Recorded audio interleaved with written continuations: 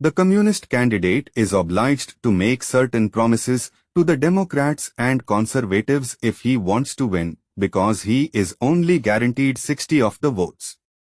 He must convince at least 16 men from the other parties that it is in their interests to elect him. But will he be able to keep the promises he makes? And, of course, the same applies to the other two candidates. When one or the other of these captains is at sea, he will always find that a significant number of his crew are fundamentally opposed to his having command, so there is always a significant risk of mutiny. Of course, this is not the method by which a captain achieves his command, fortunately. I merely wished to illustrate the dangers that are inherent in electing leaders on the basis of political bias rather than for their ability to lead people, honestly, in appropriate directions. While on the subject, I must emphasize another point. When our captain-elect is at sea, he is the one and only leader of the vessel, whereas, when a party leader is elected as head of state, he is immediately confronted with a leader of the opposition.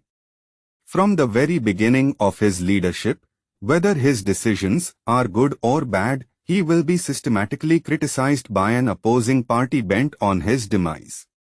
How can a country be properly governed under such a system, Michel? Do you have a solution? Of course, and it has already been described to you. The only solution is to follow the example of the government of Mu.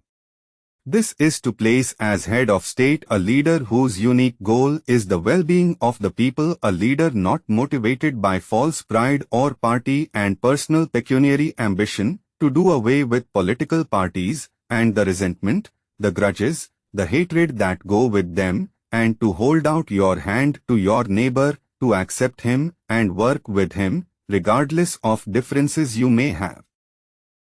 He is, after all, in the same boat with you, Michel. He is part of the same village, the same town, the same nation, the same planet. What is the house which shelters you made of, Michel? Of bricks, of wood, tiles, plaster, nails. Indeed, and what are all these materials made of? Atoms, of course. Perfect. Now these atoms, as you know, have to connect very closely in order to form a brick or any other building material. What would happen if these atoms repelled each other instead of combining as they do? Disintegration. And there we are. When you push away your neighbors, your son or your daughter, if you aren't always ready to help even those whom you don't like, you contribute to the disintegration of your civilization.